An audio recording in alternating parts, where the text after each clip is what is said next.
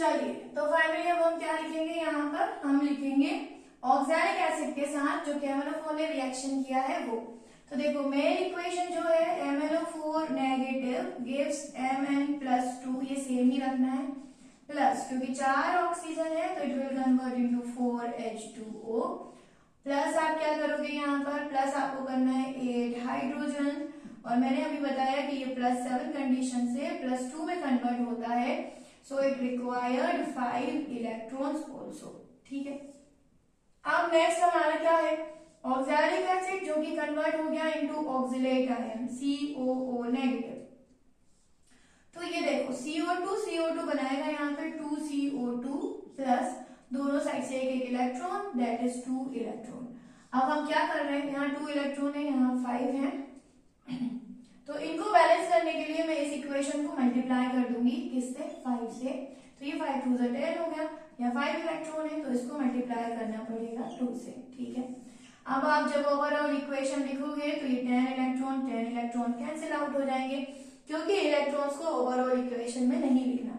Finally ये पूरा form, ठीक है, पहले आप इस साइड को पूरा लिखते हो फिर ये साइड पूरा, तो यहाँ देखो ये 2 से मल्टीप्लाई हो रहा है तो it is 16H positive plus 2MnO4 negative, plus ये 5 से मल्टीप्लाई हो जाएगा तो 5COO नेगेटिव गिव्स, अब देखो ये फिर से 2 से मल्टीप्लाई हो रहा है तो 2Mn+2 plus 8H2O plus 10CO2।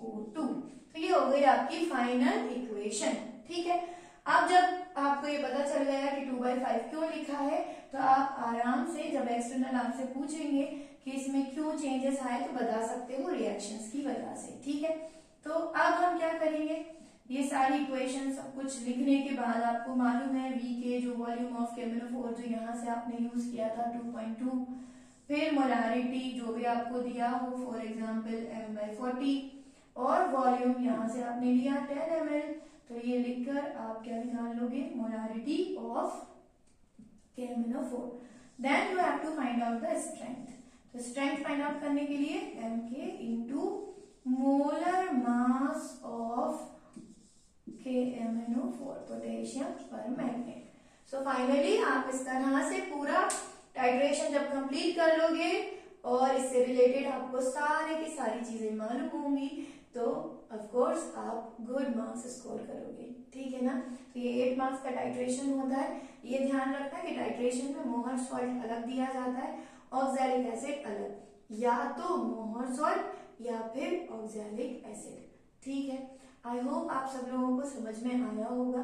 Reactions भी रटने की जरूरत नहीं है, आप इस तरह से इनको बैलेंस करो, आपको ओवरऑल जो इक्वेशन बनती है वो अपने आप बनाना आ जाएगी। ठीक है, बस 2 बार प्रैक्टिस की जरूरत है। ठीक है, थैंक यू सो मच।